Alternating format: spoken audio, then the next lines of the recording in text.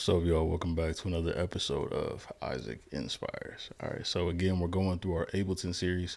This time, we're talking about formulating a live set. So, I have two songs that I'm going to put in just to kind of get you guys an idea of what a live set could look like once you have everything in place. And then I'll go through a couple of the return stuff just so you guys can see what's happening. All right, so real quick, let's hop in.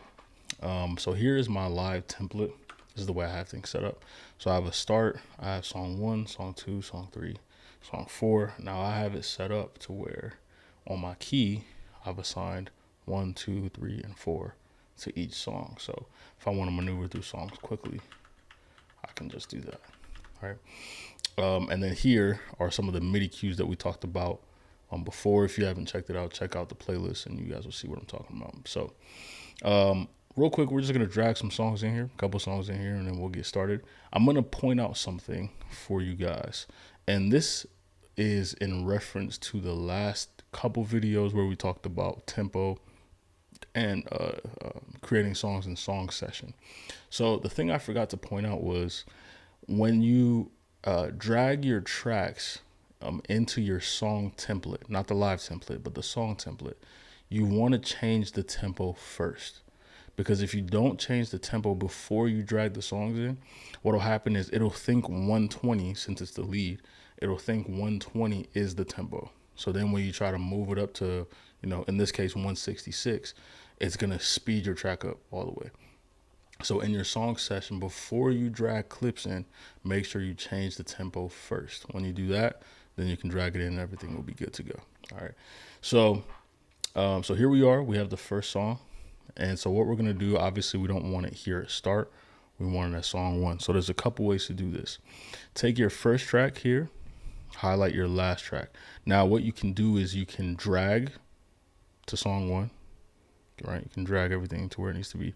Or you can take the easier method, which is hitting Command X to cut, hit 1, because I want it on song 1, then hit Command V, and it'll paste, right? So either method will work the same way. So you can do the same thing, because what I want to do here is I have a tempo and section up here. So I don't need it here. So I'm just going to Command X to cut, place it where it needs to be, Command V. All right.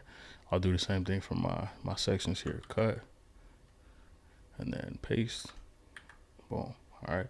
Now I have a click line here, and I'm going to explain why I set this up the way I did here in a second. So I'm going to move this where I want it. I can get rid of these 3, right? Because I don't need those anymore. Now with the rest of this, what I'm going to do is I'm going to create a group. So I'm going to highlight the first track, highlight the last track, hit Command G or Control G if you're on PC, and it'll create a new group. All right. So I'll rename that with Command R. Let's call this Joy. All right. Boom. Now, one thing I like to do is I like to make all my tracks the same color. I don't really like this whole different color thing. And the reason is because what I'm going to do is I'm going to drag this track or this group into my track section. Again, I'm going to explain all this in a second. And so I don't want to be looking at multicolors. I want everything to be the same color, because when you have, 4, 5, 10, 15 songs, you kind of want to be able to visually just go, okay, this is what I need. This is what I don't need. So I'm going to assign it to, let's say blue, and then you can hit assign track color to group tracks and clips. When you do that, it'll change everything into the same color. All right. So we do that. We dragged it already into the track section, and then we have our guide. In this case, we don't have a guide, so there's nothing to move. Now, let me explain my thought process. What I want to do here is in a couple videos ago, we talked about fading. Now, what I want to do is if we happen to get off track or off click or whatever, or off track, really not click, but off track, what I want to be able to do is fade everything related to tracks or guide out and keep the click in, so I can reposition the team and then get us back in, right? So I don't want the click in the area that I'm going to fade, right? So if you haven't seen what I'm talking about, if I play this track now, and something goes wrong, I want to fade it out. All right. Now, what I could do here, I didn't set this up. That's why. I want these.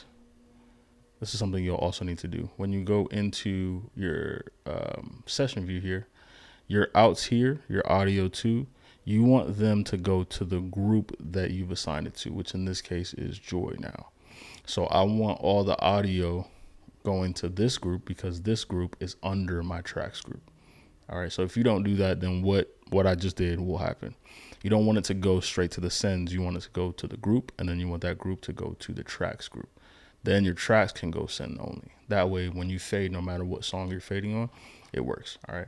So in this case, you can see that the volume is at negative infinity, but because it wasn't assigned to the tracks group, it didn't work. Right. So let me show you what I'm talking about now. So if I fade out, okay. So if I fade out, the click stays in. So now I'm like, okay, cool. We need to get back to verse 2. So I'm gonna, I'm gonna be playing here, and then I want it on verse 2. So now we're back on, right? Let's say that was what I needed. Okay, we're back. All right. Now I want to fade it back in. All right. Okay. So that's why I put tracks and guide in a different section, because if we mess up or whatever, I can solo the click. It's the same thing as soloing the click, and then bring everything in. So we talked about fading in and resetting volume. Again, head to the fade video and you'll see how we do all that stuff. So I have song 1 done. Now I can get in here and I can mess with stuff. If I want the song to stop right away, go to the next song, repeat, whatever it is, I can do that. So let's go ahead and drag in song 2. All right, so I'm going to go ahead, drag song 2. Boom.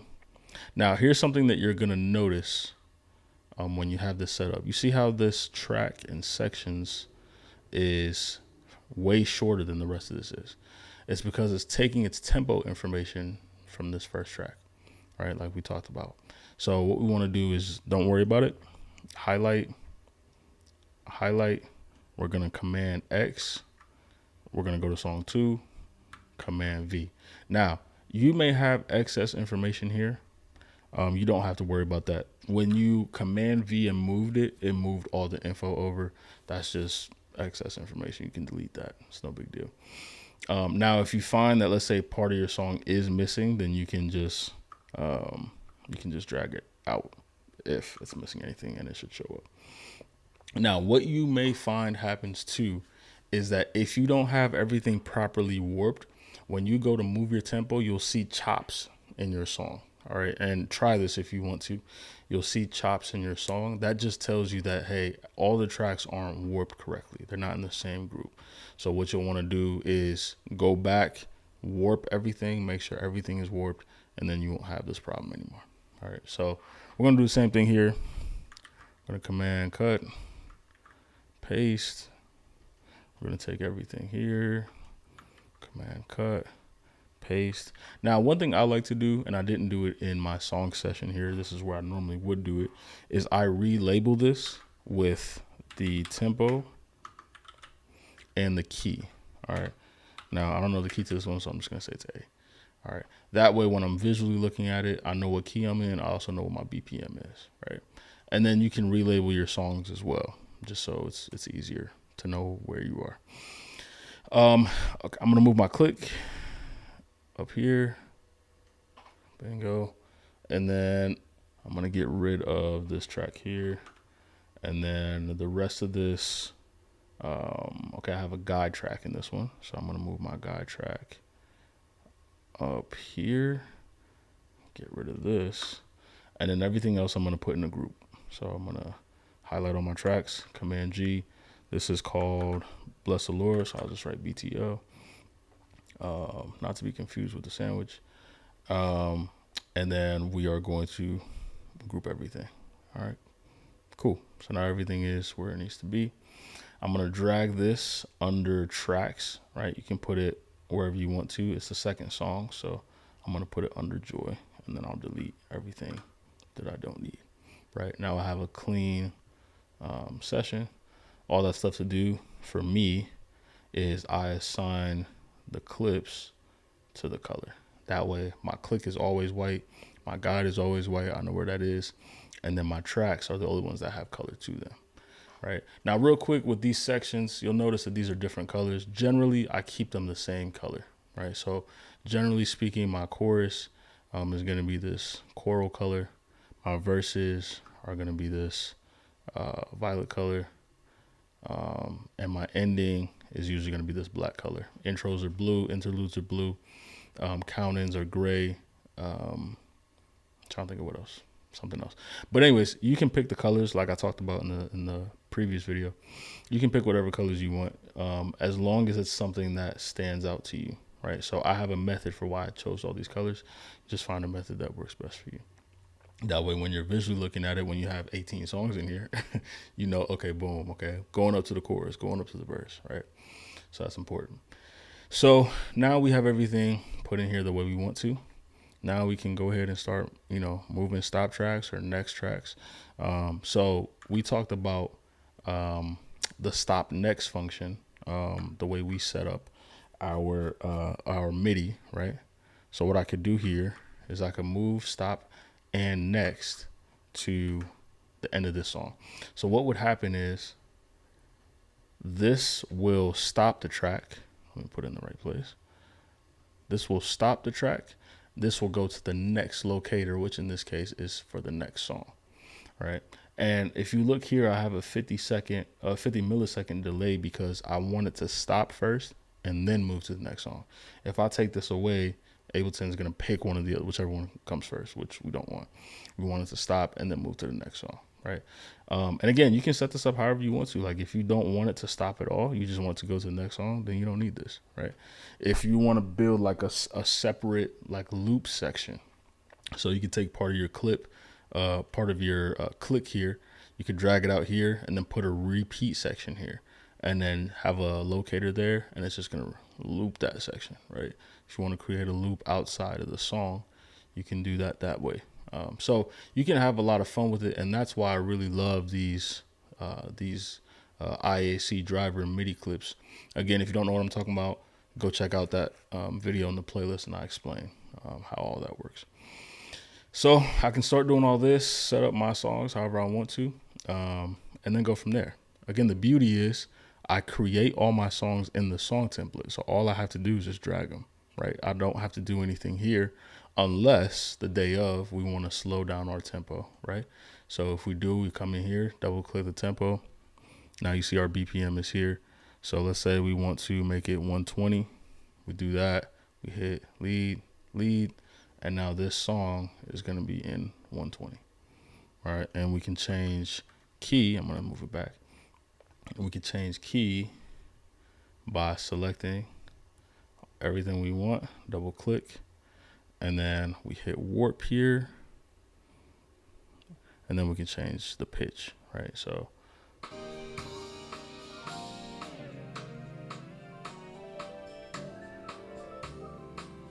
I like this key. That's nice.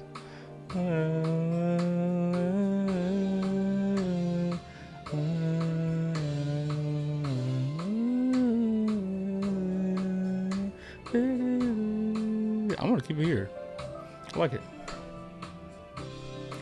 By the way, these are arrangements that I made for the church that I was at. I think Joy was for Christmas, and this was for a choir weekend, I believe.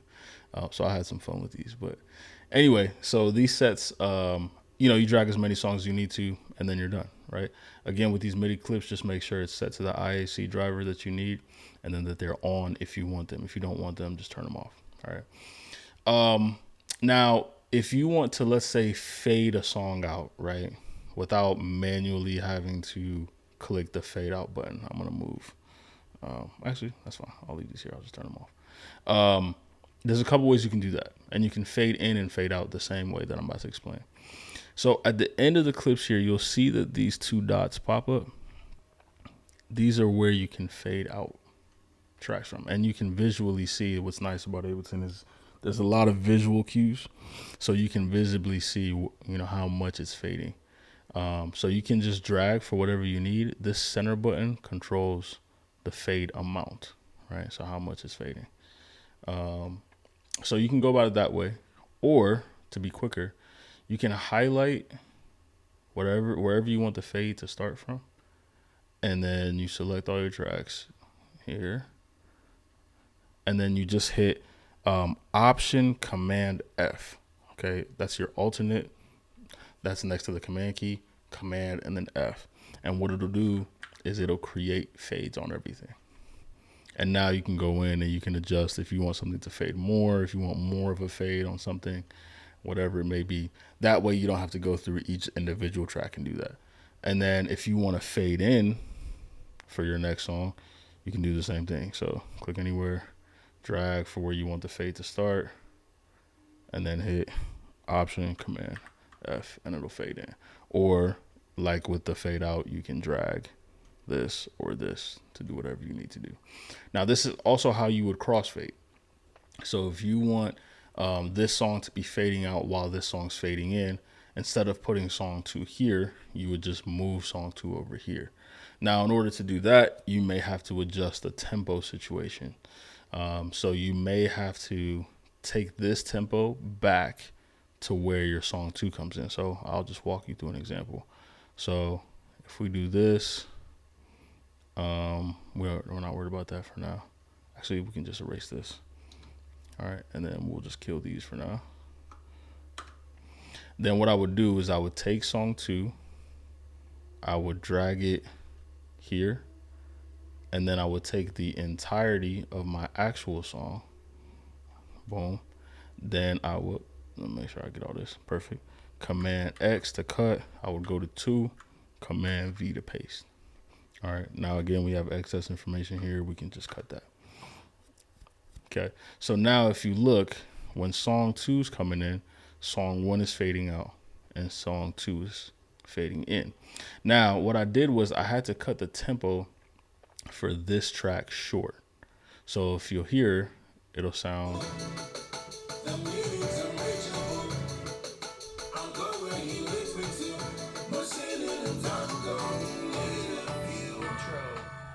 Okay.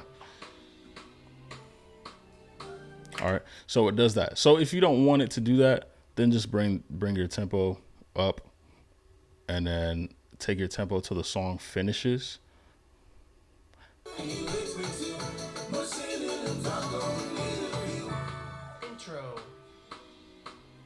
And then when song 2 starts. All right. So you can have fun with that. You can mix and match it however you need to make it make sense. If for some reason you wanted all the tracks on the same line, then you can crossfade just the same way you would. So there's plenty of ways to go about that. My piece of advice to you would be whatever you don't need, like this doesn't have an ending, just cut that so that you don't have excess stuff that you don't need. Cool. So that's pretty much everything from an arrangement view point of view. The last thing I'm going to show you guys here is how these sends and returns work.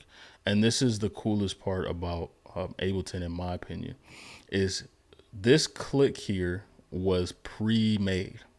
This track here, I pre-made it and I pre-assigned it to G. Right, I pre-made a send and called it G. And so any click that I drag into this track here is automatically gonna send to G. Right. Now, in each individual song, we sent it to sends. Right, I had E, A, D, all that type of stuff for this song, and for this song, and for every other song I would do. Now, the beauty in that is I don't have to touch anything again because everything is going to be pre-assigned since it's going to tracks and tracks is going to sends only. It's going to take all the sends for each song and place them where they need to go. So if I start playing, let's say I'll start playing this one, you'll see all the sends are moving, and that's because in my song file, I already have it going where it needs to go. Right. So I can literally just drag my songs and not worry about anything. So in this case, if I say, let's say I have, actually, let me show you guys this too. If you go into live and then go into settings, because this is going to be important, and you go into audio, let's say you have an interface that you want or a mixer and you want to send outs that way, you would go into audio, you would do output configuration, and then you want all your outputs on. So you have all possibilities available to you. All right. And then same thing for your inputs if you want them. So now that I've done that, if I want, let's say, click to go to 1, I want guide to go to 2, and then I want everything else stereo between 3 and 4, I don't have to touch these songs. These songs are good. So now I go into click, I turn this into external out. That's how you want it. External out. Now it's going to give me all my options here. 1, 2, 3, 4, and then 1, 2, 3, 4. So I want my click on 1. I want my guide on 2. And then I want everything else on 3, 4. So you can actually highlight, change all this to external out, and it all does it. And then I'll change all this to 3, 4, and it does that. I don't have synth bass, so I'm not going to worry about it, but I could do the same thing here. So now I'm going to play the song.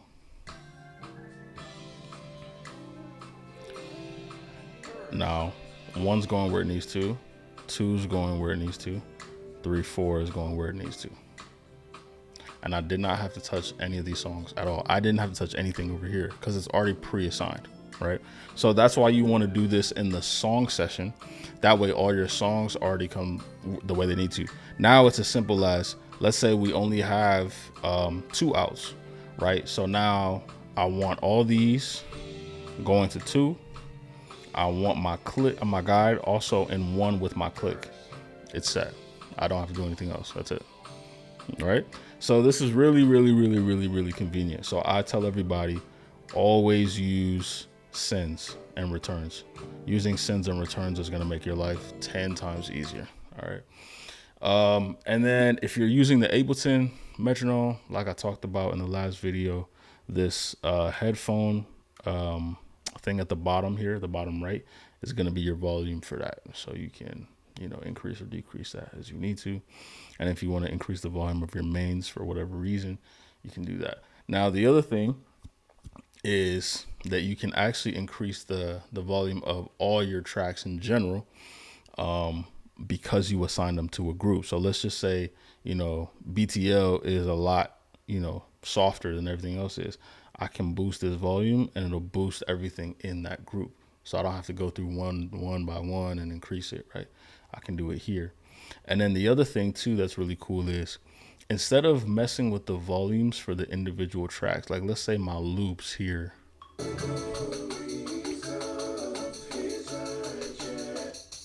let's say this is too loud, right? Now, one way you could do this is pull your volume back. Could do that. Or you could come into the actual track and you can pull the gain back or up, right? And by doing this, what you do is you can keep all your volumes the same.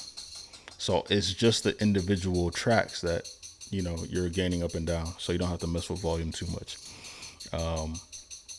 So yeah, so it's pretty convenient. There's no limit on sends too, by the way. So let's say I wanted bass to go through bass, but I also wanted to go through keys too. Okay, I can send it there too, right? So there's no limit on what you can do. If you only want a little bit through it, you can do that, right? So Ableton is super convenient. I love it for live arrangement stuff. I'm going to talk through Session View the next time that I get on here. And you guys are going to see how to run things from Session View as well. Personally, for me, I love running things through Arrangement View because I like having these options to start something, to place MIDI cues. I feel like I have more control in Arrangement View than I do in Session View. In Session View, you're only limited really to starting the tracks. Let's say fade in and out and reset, and then just go into the next track, right? You don't have as many intricate details as you do in Arrangement View. So if you're more simple, if you're more, hey, I just need loops, maybe I'll have one song session and that's it, then Session View might be good. But if you want to be able to really see things, really arrange things, and if you want to use time code is essentially the ability for Ableton to talk to a lyric software like Pro Presenter. or to run video, right? If you wanted to manually run video, you can actually set time code up to your song, right? And you can play it to the song. There are videos on YouTube on how to do this. Because I don't have the software, I won't run it. But there are videos on how to do this. And so essentially what would happen is your time code would be set with your lyrics and your video and your lights. Actually, if you want to do lights too, that way, when you start the song, everything works together, right? Lyrics start when they need to, lights start when they need to, and then your music starts when it needs to, right? So I like arrangement view because there's so much more you can do with it personally, right? You can actually, I talked about last time, if you're going to play MIDI in Ableton, then you want to pick notes for your MIDI cues that you would never hit. You can actually, if you use MainStage, you can actually set Ableton up to change the Ableton is genius, to change the tracks in MainStage automatically. So let's say you have, like, you want an EP for the verse, right? It will trigger in MainStage, hey, go to an EP. So then you're playing. Let's say you get to the chorus and you want to add, like, some strings behind what you're playing. This will tell MainStage, hey, add strings to what he's playing right now. And you just keep playing. Like, you're not touching anything. It's doing it automatically, right? So again, Ableton, I love Ableton. And so I use arrangement view, but I'll talk a little bit through session view in the next video so that you guys can see what that's about. So that's about it. If you guys have any questions, feel free to drop them in the comments. I'll be checking those, and I'll see you guys in the next one. Y'all be blessed. I'll see y'all soon.